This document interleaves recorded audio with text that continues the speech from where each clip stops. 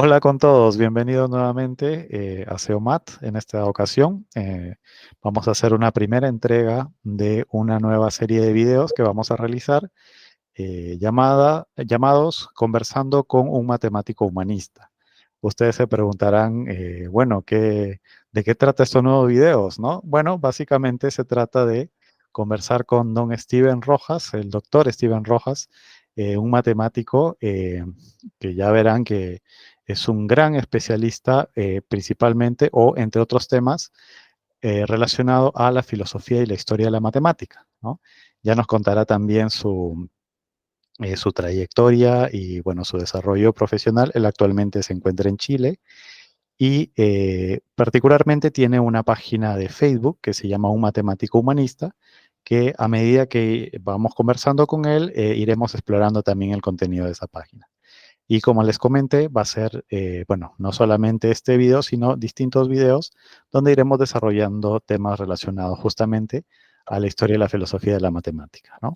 Entonces, bueno, antes que nada, agradecerte, Steven, por aceptar nuestra invitación y, bueno, espero que podamos charlar bastante y de manera muy amena sobre estos temas. ¿Cómo te encuentras, Steven? Buenas tardes. Muy buenas tardes. Muchas gracias por la invitación al grupo. Muy contento de estar con ustedes y bueno, un poco colaborar con la difusión de la historia y filosofía de las matemáticas, que es una de las áreas que últimamente me he estado dedicando. Y bueno, muchas gracias por la invitación. Gracias, Steven. Bueno, y en esta ocasión tenemos como parte del equipo de SEOMAT Podcast a Reyles, mi hermano. ¿Cómo estás, Reyles? Muy bien, muy buenas tardes aquí en Perú. Muy agradecido de estar aquí nuevamente con ustedes para esta conversación y muy agradecido también con don Steven por separarnos un poco de su tiempo para compartir el conocimiento que ha adquirido con esta plataforma. Excelente. Entonces, bueno, comencemos. Antes que nada, vamos a pedirle al doctor Steven que, bueno, que se presente, ¿no? Cuál ha sido su trayectoria profesional, también cuál ha sido de alguna manera las publicaciones o los desarrollos que ha hecho con respecto a su especialidad y también con respecto a la divulgación de las matemáticas. Entonces, doctor Steven, en- antes que nada, ¿cómo surgió esa vocación por las matemáticas? ¿Cómo fue que decidió ser un matemático? Que es algo relativamente poco común, o es poco común, digamos, en América Latina. Muchos dicen quiero ser futbolista, ¿no? Muchos dicen quiero ser eh, famoso, quiero ser, ¿no? Pero político, algunos, ¿no? Pero muy pocos, creo yo, de un grupo de niños, muy pocos te van a decir quiero ser matemático, ¿no? Entonces, ¿cómo fue que surgió esa vocación, doctor? Bueno, mire, le cuento, esa pregunta bastante interesante. Lo he escuchado que se lo han planteado a muchos matemáticos y la gran mayoría de matemáticos hablan de que se hicieron matemáticos porque en algún momento de su vida tuvieron a un buen profesor de matemática que los motivó, los orientó y que a partir de ese personaje, digamos, de ese profesor de matemática, ellos siguieron la línea de las matemáticas. En el caso mío particular, he tenido muy buenos profesores de matemática en el Colegio San José de Chiclayo y la verdad, siendo muy sincero, el curso de matemática era para mí un curso más, ¿no? No tenía dificultad en aprender ni tampoco interés digamos, en profundizar o ser un matemático, porque dígase de paso, en esa época uno no sabía ni siquiera qué cosa es ser un matemático, ¿no? Generalmente uno lo asocia a ser un profesor, pero no, ser un matemático es otra cosa, no tenía idea. Y no me parecía difícil después los cursos de matemática. y más bien me interesaba bastante la historia, la filosofía, la parte humanística de la educación media. Y bueno, digamos, cambió cuando llegó a mis manos los exámenes de ingreso a la Universidad Nacional de Ingeniería, que como todos en Perú saben, es una institución que tiene los exámenes más duros, más exigentes en cuanto a la ciencia, la matemática. Y al ver ese examen me di cuenta inmediatamente que la matemática no era lo que yo había pensado, que era muy sencillo, fácil, ¿no? Como se hace en las escuelas, en los colegios, y que tenía que estudiar algo más. Entonces me propuse de ahí en adelante resolver esos problemas de la uni y tuve que estudiar mucho más que la enseñanza media y bueno, me iba a la biblioteca municipal, no tenía dinero para comprar libros, digamos, universitarios, me iba a pie incluso a la biblioteca municipal donde estaban los libros de la uni. Me acuerdo muy bien de la colección Goñi, por ejemplo, de mi época, donde era un libro para prepararse para la uni. Y ahí empezó mi gusto por la matemática. Encontré que era una disciplina, digamos, que requiere mucho trabajo, pero las cosas me salían, los problemas me salían y fui aprendiendo así. Y me di cuenta que era una disciplina como que era la base para estudiar cualquier otra carrera. Y afortunadamente no me equivoqué, ¿no? Estoy muy contento de ser un matemático. Me he formado en las matemáticas, creo, 13 años estudiando matemática con licenciatura. Tengo 2 magísteres de matemática, un doctorado en matemáticas puras, que es de lo más duro que hay dentro de la especialidad de las matemáticas. Muy contento con ello, y esto me ha permitido, bueno, poder tener lecturas de distintas áreas, ¿no? Y yo creo que el razonamiento de las matemáticas, la formación matemática ayuda mucho digamos, a poder estudiar, entender cualquier otra disciplina, incluida las humanidades en general. Excelente. Realmente si nos ponemos a pensar sobre lo que representa ser un matemático puro directamente, nos ponemos a pensar tal vez en el grado supremo, ¿no? Del estudio de las matemáticas, ¿no? Eh, y digamos, ¿qué cualidades personales o qué características deberían tener un buen matemático o al menos alguien que aspira a esa excelencia profesional? Claro, mira, en general hay una confusión, ¿no? Porque a veces se piensa que un matemático es un profesor de matemática, que uno lo ve en las escuelas, incluso en los primeros años de universidad, o también ser un calculista, ¿no? Una persona que le diga, a ver, multiplícame o divide un número de 10 cifras y que uno tenga una mente así como una calculadora, ¿no? Las personas en general piensan así y es completamente alejado de la realidad, ¿no? Los matemáticos hoy día no somos calculistas, todo lo contrario. eh, lo que yo podría decir es lo siguiente, ¿no?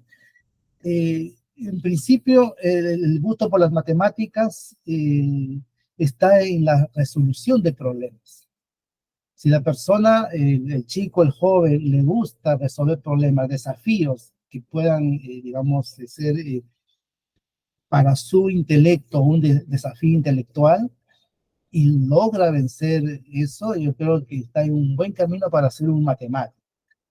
Pero si a la vez tiene alguna intención o una vocación de transmitir el conocimiento, entonces estamos en la vocación de un profesor de matemática, que en verdad un profesor de matemática no necesita saber mucha matemática, no es un matemático un profesor de matemática es un educador.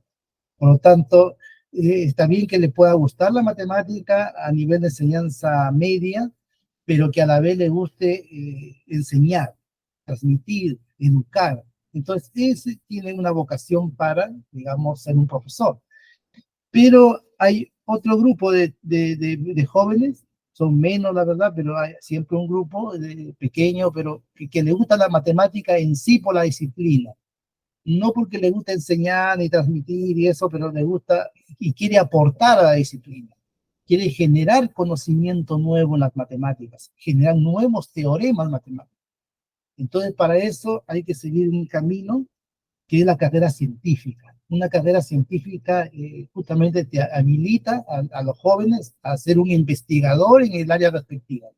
Y en el caso de la ciencia matemática, física, química, las ciencias duras, se empieza con una licenciatura, después una maestría y finalmente el doctorado, que es la habilitación para convertirse en un investigador en matemática y pueda estar calificado para poder desarrollar nuevos teoremas matemáticos y nuevo conocimiento universal, ¿no? Eso hay que tenerlo presente, ¿no? De que en realidad es una competición bastante dura también porque hay miles de matemáticos en el mundo que también están investigando y también están generando nuevos teoremas y el primero que publica un resultado es el que patenta, digamos, un nuevo conocimiento y si el otro señor me gana en otro país, entonces ya pierdo.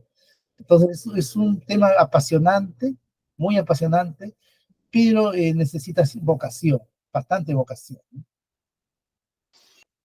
Excelente. Sí, se nota que tiene que haber un grado de vocación supremo porque de alguna manera dedicar la vida a las matemáticas, ¿no? Puede ser un camino que, así como te da muchas recompensas, también, me imagino yo, requiere una gran disciplina, una gran exigencia. Es así, me Ah, imagino, ¿no? así es, y además, como en todo en la vida, mira, la investigación en general también trae frustraciones, también trae pasar malos ratos, años de trabajo, esfuerzo, dedicación, y a veces no se consigue nada. O hay que trabajar en equipo con otras personas para potenciarse, o sea, hay de todo y lógicamente después de todo un esfuerzo, lograr un resultado nuevo es una tremenda alegría, ¿no? Una alegría, una satisfacción enorme, eh, que el matemático lo disfrute en ese momento, pero después al siguiente día sigue con la cabeza agacha pensando en otro problema, y ese es su amor y su trabajo, el conocimiento en sí de crear nuevo conocimiento matemático. Un científico tiene esa característica esencial, cualquier científico, ¿no? En cambio, el tecnólogo, el técnico, el ingeniero tiene otra vocación diferente, que es el de resolver los problemas reales que tiene la sociedad. Excelente. O sea, de alguna manera podemos decir que hay una suerte de complemento, ¿no? O sea, hay unas personas que se dedican a la matemática pura, que tienen una vocación particular, que tienen unos objetivos particulares, como bien ha mencionado, por ejemplo, el desarrollar un teorema o tal vez resolver un gran problema matemático, mientras que hay otros que de alguna manera pueden tener esa afinidad por la matemática, pero aplicada a la ingeniería o a la informática o a distintos campos, ¿no? Entonces, es importante, creo yo, detectar esa vocación, ¿no? Para poder desarrollarla. Por Entonces, supuesto. creo que digamos, en este momento podemos justamente apelar a los que nos escuchan, a los que nos ven y bueno, que se hagan la pregunta, ¿no? ¿Qué tanto me gusta la matemática o en qué área de la matemática o de qué forma me gustaría aplicar o me gustaría desarrollar mi conocimiento en matemáticas? Uno de los aspectos que me llama bastante la atención es la relación entre la matemática, la historia y la filosofía, ¿no? Yo creo que es algo que, al menos particularmente, me gusta mucho, ¿no? Saber, por ejemplo, cómo es que se fue desarrollando el conocimiento matemático a lo largo del tiempo, a lo largo de, digamos, de la evolución del ser humano. Entonces, yo veo justamente que hay en esta página, vamos a ir explorando un poquito más, eh, distintos artículos relacionados a la historia de la matemática, ¿no? Por ejemplo, la historia del premio Nobel. Bueno, por cierto, acá hay una convocatoria para un coloquio de matemática y física. eh, Por otro lado, tenemos distintos artículos que usted ha publicado sobre la historia, ¿no? Digamos, de distintos personajes de desarrollo matemático, ¿no? Entonces, ese otro aspecto, digamos, ¿no? Del conocimiento de la matemática, eh, podemos decir que es, digamos, un aspecto más popular o más de mejor o más fácil llegada para el público que tal vez no está tan, eh, digamos, metido en lo que es el cálculo o la matemática totalmente abstracta. Podemos decir que esta es una manera de conocer más sobre matemática mediante el conocimiento también de la historia y de la filosofía. Sí, mira, el tema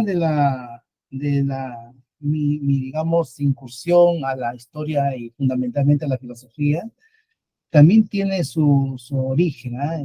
Quiero comentar eso antes de comentar de mi página, un matemático humanista, porque hay dos vocaciones un poco ahí que distintas y que a veces también se confunden, ¿no? Habíamos dicho de que la vocación del matemático esencialmente es resolver problemas, ¿no? Interno de la matemática, y si la persona le interesa resolver problemas, bueno, pone todo su esfuerzo, su dedicación y su formación, que es necesaria una alta formación para llegar a entender e intentar resolver un problema matemático de punta, digamos. Pero si la persona, el joven, aparte digamos, de dedicarse a las matemáticas así, se empieza a hacer preguntas de fondo de la matemática. Se empieza a conjeturar cosas que no están en los libros de matemática, no lo dicen los profesores de matemática tampoco en sus clases, pero que a muchos jóvenes les puede llamar la atención, como por ejemplo preguntarse qué es un número, preguntarse qué es realmente un objeto matemático, qué cosa es, qué naturaleza tiene. O sea, y ya son preguntas de tipo filosófico. Entonces, yo desde muy joven he tenido también esa inclinación, ¿no? Y en principio le preguntaba a mis profesores, ¿no? Le preguntaba, pero después rápidamente me di cuenta que no tenía mucha idea, porque no es parte de la formación de un matemático tener un curso de filosofía y tampoco de historia de la matemática. La historia de la matemática es súper interesante porque si uno quiere responderse preguntas filosóficas, uno necesita entender los orígenes de los conceptos matemáticos actuales, ¿no? Entonces, los orígenes de la matemática necesariamente me lleva a la historia de la matemática, que tiene como 5.000 años de desarrollo. Entonces, si alguien es así, digamos, inquieto en esas preguntas, tiene ya una vocación de filósofo o historiador de la matemática, pero primero hay que ser un matemático. Primero hay que ser un matemático para poder filosofar o entender el trabajo mismo del matemático. Hay que estar ahí en la cancha jugando, en este caso matemática. Y en ese sentido, como a mí desde el colegio les comentaba, me gustaba la humanidad, la historia, todo eso, entonces me ha permitido a mí con bastante facilidad introducirme al tema de la historia, la filosofía y las matemáticas, y a partir de la pandemia he tratado de compartirlo a través de la página Un Matemático Humanista, eh, con la idea de que, digamos, que muchas de estas cosas que escribo son de desconocimiento de los profesores mismos de matemática, de los matemáticos, ¿no? O lo han leído a veces de manera así como un hobby, un pasatiempo, no se han dedicado nunca a profundizar. Entonces me empecé yo digamos, a difundir el conocimiento y bueno, he encontrado bastante interés de matemáticos profesionales, de profesores de matemática y también de personas que les gustan las matemáticas, no tiene cierta inclinación y estoy muy contento por ello y yo creo que es mi pequeño aporte a la sociedad en la que estamos viviendo hoy día, ¿no? Excelente. Es muy interesante el punto de vista que comenta, ¿no? De cuando un matemático conoce la historia de, podemos decir, sus antecesores, ¿no? O sea, los que pusieron los primeros hitos, por decirlo, en el campo, en el conocimiento, en toda esta ciencia, eh, se me vienen a la mente varias preguntas. Por ejemplo, ¿no? Un matemático de oficio, digamos, que se dedica plenamente a eso, ¿no? Y lee la historia de matemáticos anteriores, ¿no? De alguna manera entiende o a ver cómo decirlo, se siente de alguna manera, empatiza con la vida de estos antecesores, por decirlo así, porque, claro, alguien lee, por ejemplo, la historia de algún matemático o la historia de un científico, pero sin ser científico, a veces uno dice, wow, esta persona dedicó su vida a eso, tal vez no se lo explica mucho por qué o para qué, ¿no? Pero ya siendo científico y aprendiendo, ¿no? La historia de sus antepasados, de alguna manera siente una especie de conexión o de empatía con esos antecesores. Sí, mira, lo que pasa es que se enriquece su formación matemática, se enriquece su cultura de la disciplina que él cultiva. Entonces tiene todos esos elementos, ¿no? Y además de eso va entendiendo eh, cómo los objetos que él inventa todos los días, trabaja todos los días, cómo han tenido una evolución a través del tiempo.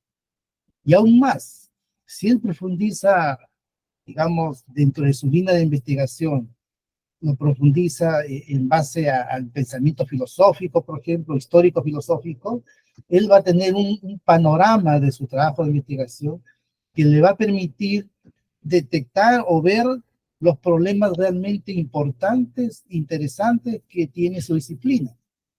Entonces, eso es una gran, digamos, ventaja y enriquece su formación y también su investigación en la disciplina matemática. Por eso es importante la historia y filosofía en la formación de estos científicos y lamentablemente, como mencionaba anteriormente, no se hace, eso tiene una explicación también, no se hace, pero nosotros estamos desde esta tribuna de un matemático humanista colaborando un poco para que, bueno, se desarrolle estas disciplinas que son muy importantes para la investigación matemática.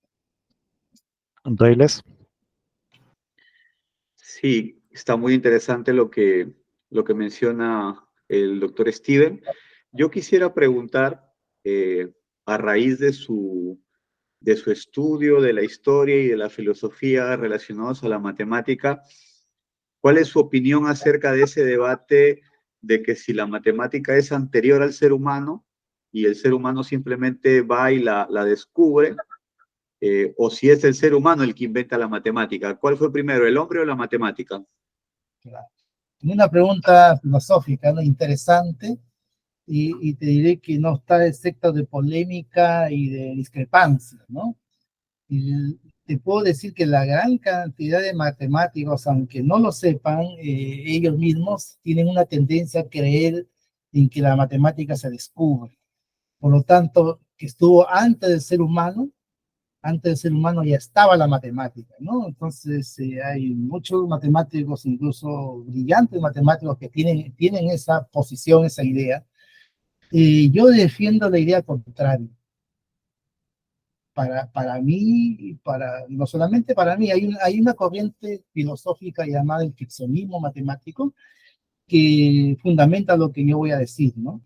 La matemática se inventa. Y la invención de de las matemáticas es necesario un cerebro humano que pueda procesar o hacer esa invención. Entonces, claro que mucha gente dice, no, es que aunque no haya seres humanos, ¿ya? La matemática va a estar ahí, porque dicen, mira, va a estar el Sol, va a estar la Luna, que son objetos redondos, entonces ahí está la esfera, ahí están los objetos matemáticos, aunque no hubiera ningún ser humano, así piensan algunos que no tienen formación filosófica la matemática. La verdad de las cosas, y cualquier matemático lo puede decir, esos objetos no son objetos matemáticos. O sea, tienen la forma de una esfera, tienen una apariencia, como decía Platón, una apariencia, pero no es la esfera. Un triángulo no es lo que, digamos, lo que aparece de manera digamos, real en una ventana, no sé, en una sala de clase, no es esa la, digamos, el objeto matemático. El objeto matemático es un constructo mental que está solamente en el cerebro humano, no interactúa con nosotros, no tiene ninguna conexión, salvo nosotros mismos que lo hemos pensado, una vez que lo inventamos, por ejemplo, el triángulo, una vez que lo definimos, descubrimos de ahí propiedades del triángulo, de los objetos en sí. Entonces, todo lo que hemos hecho, lo hemos inventado, no existe en la realidad, así como que quiero ver un cubo y digo, mira, esta casa tiene la forma de un cubo, eso tiene la forma, una apariencia física, pero no es el cubo, ni tampoco es el que nosotros dibujamos en la pizarra, no lo es tampoco, es una apariencia, una forma de mirar un cubo, ¿no? Pero no lo es, porque el objeto matemático en principio no tiene, o sea, las líneas no tienen ni grosor ni dimensión. Entonces, cuando uno lo dibuja, ya tiene una dimensión ahí. Esa es una apariencia, no es el objeto. El objeto cubo está en el cerebro humano inventado por un ser humano. Si desaparece el ser humano, desaparece la matemática, porque no hay nadie que empiece. O sea, imagínate, todos mis libros que yo tengo acá de matemática, imagínate como viene una persona que no tenga formación matemática, nada. ¿Qué sería para esa persona esos textos? Dibujos, gráficos, y no fuera para él nada. Entonces, esos libros adquieren existencia en la medida de que lo lea un cerebro que tenga formación matemática. Y ahí empieza a existir la matemática, ¿no? En ese libro. Mientras no tenga esa formación, la matemática no existe, es un papel, un libro, un papel tan cuento, o sea, es la invención de un cerebro matemático. Así pienso, y por lo tanto, la matemática es primero el ser humano y luego la matemática. Así. Esa es la respuesta que te podría dar, Jaime. Excelente, me parece que está muy claro la explicación, muy clara la explicación, ¿no?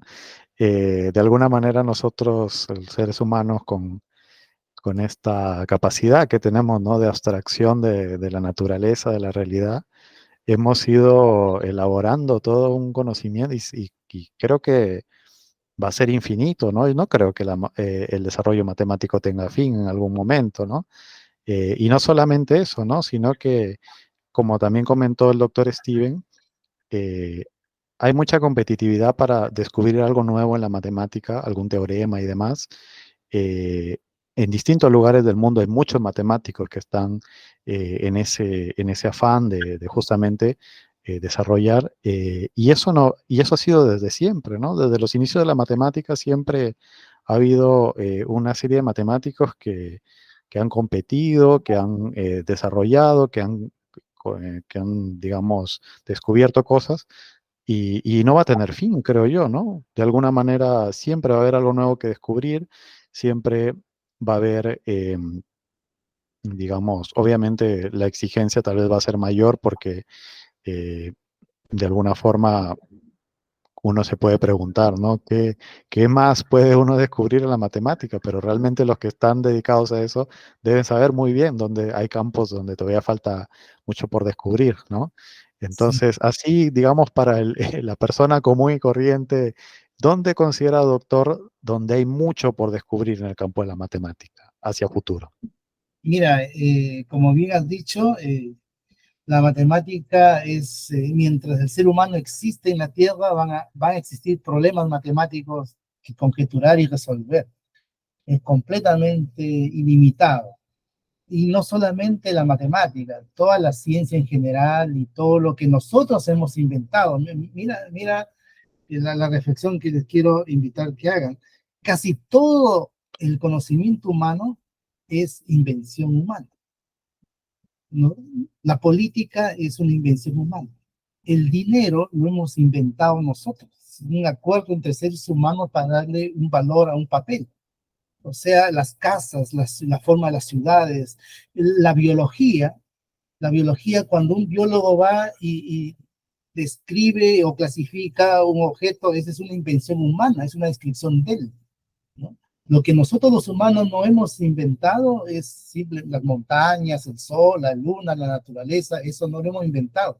Pero todo lo que sabemos de esos objetos, todo lo que hemos desarrollado como ciencia ya de esos objetos, es una invención nuestra, humana. Nosotros lo hemos hecho, ¿no? Hemos creado todo el conocimiento. Casi todo el conocimiento es una invención humana y la matemática no es excepto de ello, ¿no? La verdad es que hay, digamos, en el caso ya específico de la matemática, es una invención ilimitada y tiene sus problemas también. Toda invención tiene sus problemas también, ¿no? Porque es parte de un cerebro humano que también tiene un límite también. Entonces, eh, problemas que creo que la pregunta era saber problemas importantes que hay que resolver, algo así, de la matemática. Ah, o sea, ¿qué campo de la matemática promete mucho que va a haber muchos descubrimientos en los próximos años, digamos? Sí, mira, ve, aquí hay que distinguir dos cosas, ¿no? Una cosa es las matemáticas puras, la verdad es que para mí es una sola matemática, ¿eh? Pero la gente lo diferencia entre este tipo de matemática más interna y la matemática que es más utilitaria, digamos, las matemáticas llamadas aplicadas, y cada uno tiene sus problemas, sus problemas. En este momento en la matemática pura hay grandes problemas por resolver. Se está trabajando hace mucho tiempo ya en una suerte de unificación de toda la matemática. Por eso se dice, y digo yo también, la matemática, ¿no? No digo las matemáticas como muchas veces se ve escrito por ahí, las matemáticas. Nosotros, por ejemplo, los biólogos nos dicen las biologías, si estudian también plantas y animales, cosas diferentes, y nos dicen las biologías, ¿no? Ni la química, los químicos dicen las químicas porque estudian la química orgánica, la química inorgánica, pero nosotros los matemáticos a veces decimos así, ¿no? Las matemáticas, porque no, quizás no lo vemos conectado, y en eso se está trabajando. Es un gran proyecto que se tiene a nivel mundial. Y en matemática aplicada, mira, hay una serie de problemas que, digamos, han preocupado mucho al ser humano y que está asociado básicamente con la ingeniería. La ingeniería plantea problemas y los matemáticos ayudan a la solución de esos problemas en el modelamiento matemático, que es un tema afín, digamos, a las matemáticas, modelar matemáticamente y la solución de problemas. Ahí hay bastante. O sea, está trabajando ahora incluso con conocimiento que es anexo, como por ejemplo la inteligencia artificial, eso es una cosa anexa.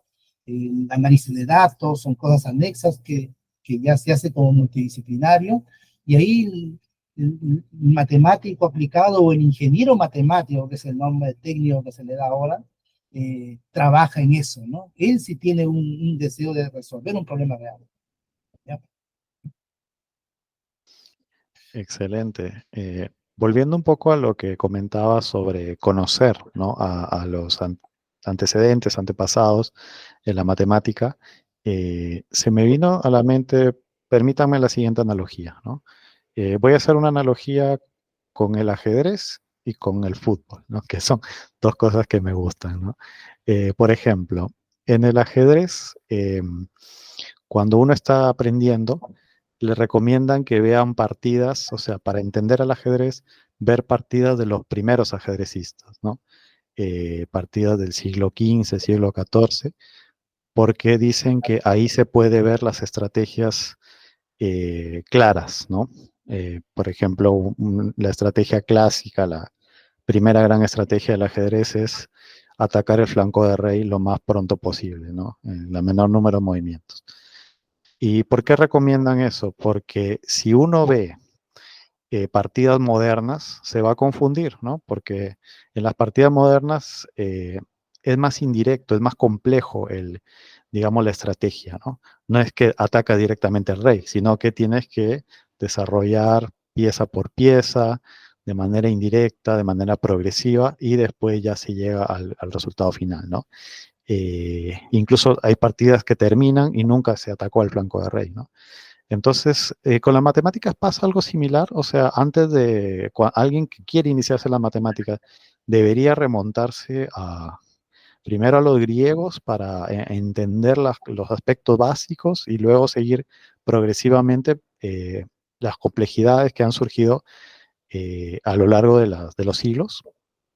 Claro, lo ideal es que, digamos, tenga algún curso de historia de la matemática en donde le permita empezar a trabajar matemática como lo hacían nuestros antepasados.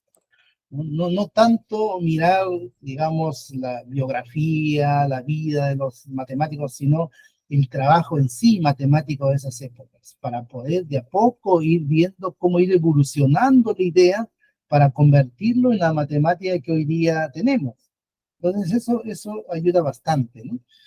Entonces, pero mira, ya que estás con un poco, hablaste del ajedrez, quería también decir lo siguiente, ¿no? Hay muchas personas que asocian a estudiar matemática, lo asocian al ajedrez como una disciplina, ¿no? Que se parece un poco y que le da cierto razonamiento también en el juego, pero te diré de que si bien es cierto, hay elementos matemáticos ahí, la matemática no es un juego. O sea, hay gente, hay personas, no sé si ustedes han podido ver personas que son buenos para el ajedrez, tienen buen razonamiento, campeones de ajedrez, pero en un curso de matemática sale todo, no aprendes nada, no entiendes nada, ¿no? He visto gente que son buenos programando, por ejemplo, haciendo programas de computación que usan mucha lógica, pero ponle un curso de matemática básica y sale todo reprobado. Entonces, eso es un elemento que yo lo he observado y lo he, digamos, explicado en el sentido de que ni en la programación ni los juegos es matemática. La matemática es una cosa, es una disciplina muy diferente, ¿no? Obviamente tiene reglas de juego igual que el ajedrez, pero en el ajedrez uno no se pregunta el porqué de las reglas de juego. En el ajedrez simplemente se establece la regla de juego y ahí para adelante funciona a través de la lógica. En la matemática no. En la matemática hay el porqué, hay que saber inicialmente, digamos, el porqué de la regla de juego para generar después matemática nueva. Es muy diferente. Entonces, aparte de que también está bien estructurado el conocimiento matemático, bien estructurado. Hay una serie de reglas así que se van estructurando. En cambio, el ajedrez tiene muy pocas reglas y con eso es suficiente para ser campeón de ajedrez. En cambio, si esa persona va al curso de matemática y tiene reglas hasta para todo, entonces ahí se le complica todo, ¿no? Entonces no es matemática, pero algunos educadores lo asocian un poco como para motivar un poco que el chico, digamos, como es, que hay que razonar y pensar también en ajedrez, entonces pues, desde ahí le pueda gustar la matemática, pero a mi juicio no funciona así la cosa, ¿no? No es garantía que un buen ajedrecista después sea un bueno para matemáticas. Hay, obviamente, desde luego, hay matemáticos que son buenos ajedrecistas, eso sí se da comúnmente, pero no al contrario, ¿no? Es muy rara vez. Excelente. Me gusta mucho porque estamos derribando mitos, ¿no? Hace un momento hemos hablado sobre esto de las matemáticas antes del ser humano y ahora estamos hablando un poco de esa creencia, ¿no? El ajedrecista tan sesudo, incluso se habla del coeficiente intelectual de los ajedrecistas, que es elevado y demás, ¿no? Que miran 7 jugadas en adelante y todo eso, ¿no? Pero como señaló el doctor Steven al principio, son vocaciones distintas, ¿no? Cada quien con las reglas del juego o las reglas que deben seguir desarrollan su respectiva carrera, trayectoria, ¿no? Y claro, la analogía que hacía con el ajedrez también era la misma que podríamos hacer para cualquier juego, ¿no? Como el fútbol. Que al principio el fútbol, pues, había más delanteros que defensas y ahora hay más defensas que delanteros. Es como que había ha habido una evolución natural en el juego, pero claro, se trata de unas reglas del juego ya dadas. En cambio, en las matemáticas, prácticamente si vamos a la filosofía de las matemáticas, eh, prácticamente podemos de alguna manera analizar y cuestionarlo todo, ¿no? Y esto es algo que me gustaría profundizar. O sea, ¿qué herramientas tiene el matemático para el análisis en general de la realidad, de la política, de la economía? Si es que hay ese valor agregado, por decirlo así, que tiene el matemático y que nos puede ayudar mucho en términos de, así como usted nos está ayudando a entender un poco algunos conceptos en general, ¿no? Entender la política, entender la biología, entender nuestro desarrollo, nuestra historia incluso, ¿no? Sí. Sí, mira, ahí es un tema interesante porque tiene que ver un poco con la educación matemática, ¿no? ¿Cuál es el valor agregado que tiene la matemática en la formación de un ciudadano? Y en ese sentido, la matemática es esencial y fundamental para cualquier futuro ciudadano. Y si ya es un ciudadano en ejercicio, a través de la formación matemática, va a tomar buenas decisiones, ¿no? O por lo menos decisiones razonadas y pensadas.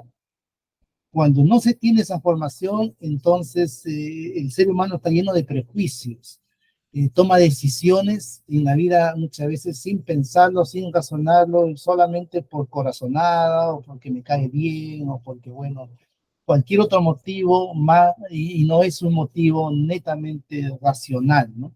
Entonces, en ese sentido, la matemática tiene mucho que aportar en la formación ciudadana. Ahora, pero también es bueno decir lo siguiente, ¿no? Porque también es un mito, ¿no? Porque un mito se dice, bueno, que matemática, digamos, el razonamiento matemático es lo que usamos en la vida diaria y que nos va a ayudar a razonar también. Y yo en ese aspecto no creo que tanto es así. Mira, a pesar de que los matemáticos son gente racional, son gente que tiene un pensamiento estructurado.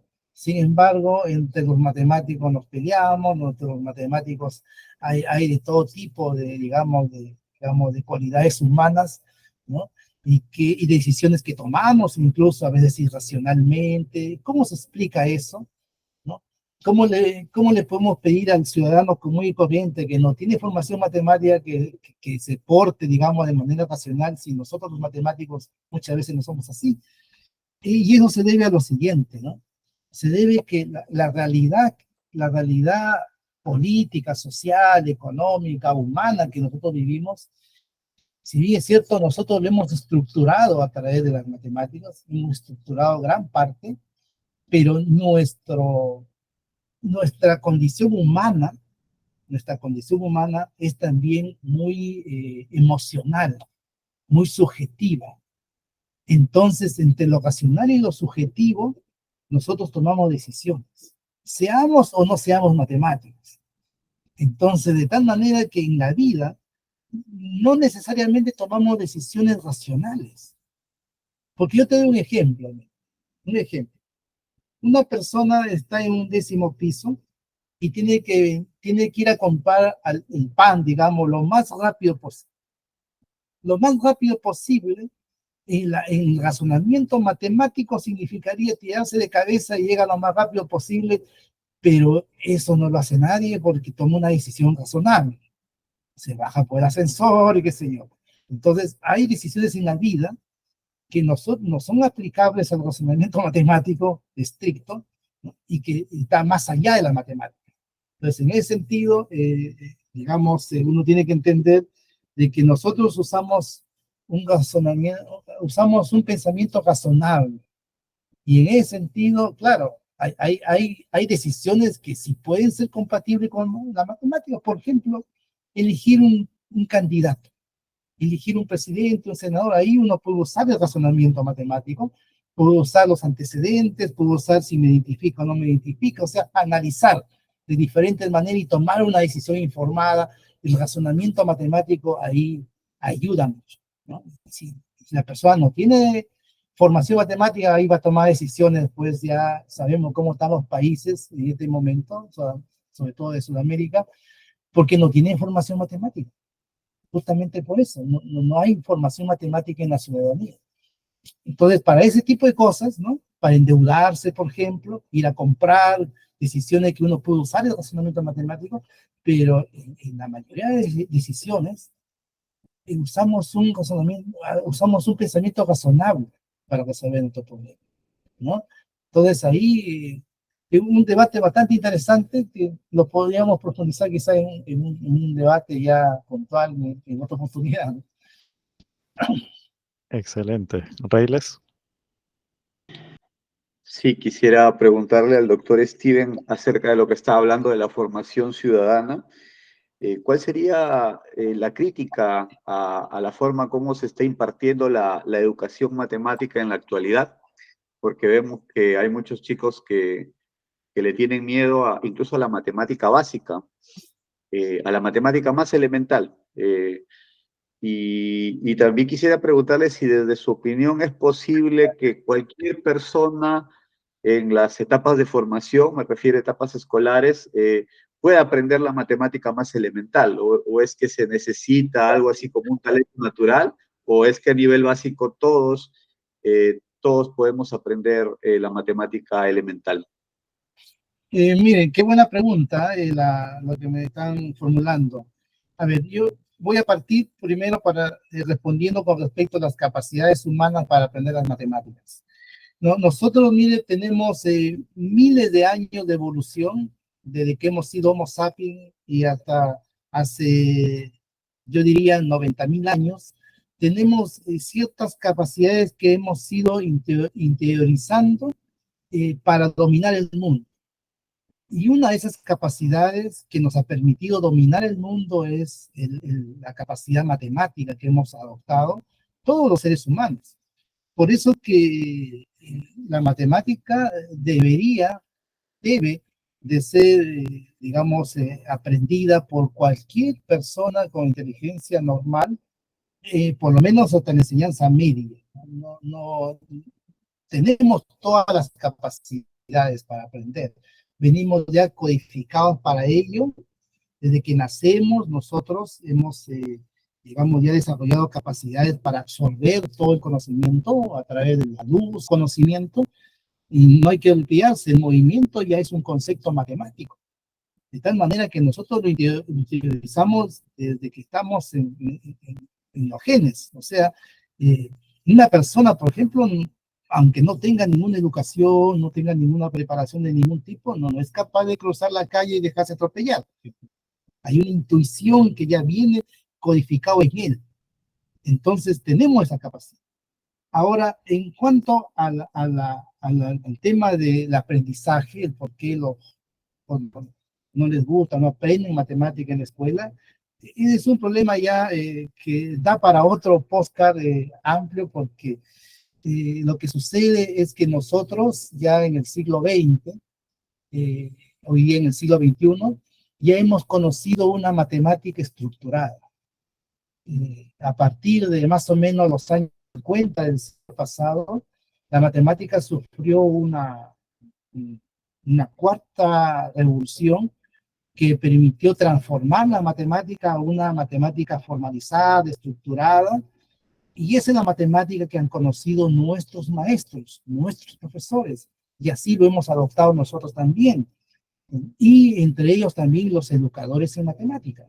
También lo han adoptado, de tal manera que están intentando que los jóvenes aprendan matemática similar a lo que hace un matemático cuando resuelve un problema, cuando investiga. Entonces, de esa manera tratan de educar a las personas.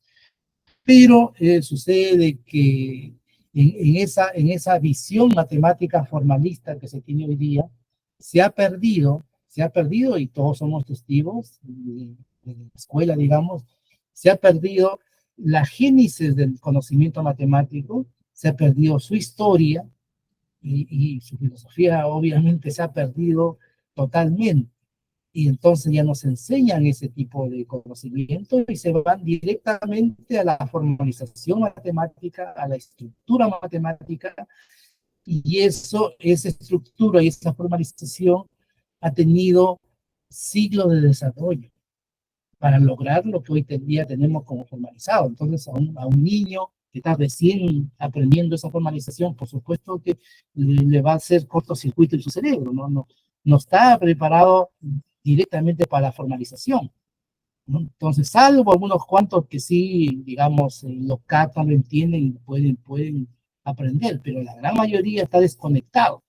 ¿Por qué? En el fondo, y con esto termino, miren, porque nuestro cerebro digamos, capacitado para un libre pensamiento.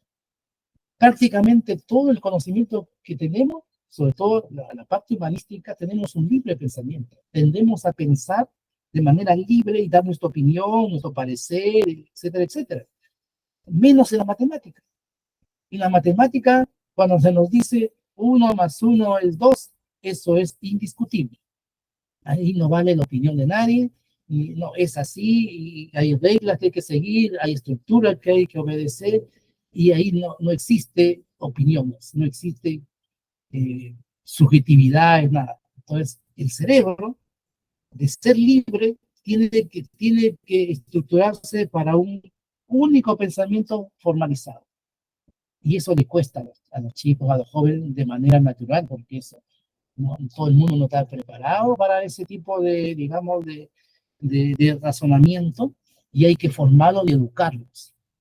Entonces eso es bastante delicado, difícil, pero no imposible de educar a los jóvenes en ese razonamiento y poder lograr, digamos, un mejores ciudadanos para el futuro, ¿no?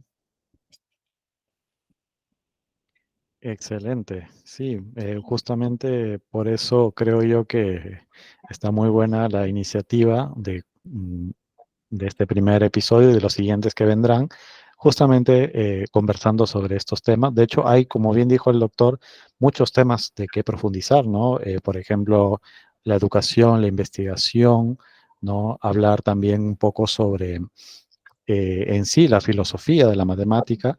Y bueno, creo que con esto terminamos este primer episodio. Ya en los siguientes episodios iremos desarrollando muchos temas que han quedado en el tintero. Y bueno, antes que nada, agradecer, doctor, por la participación. ¿Qué tal la pasó?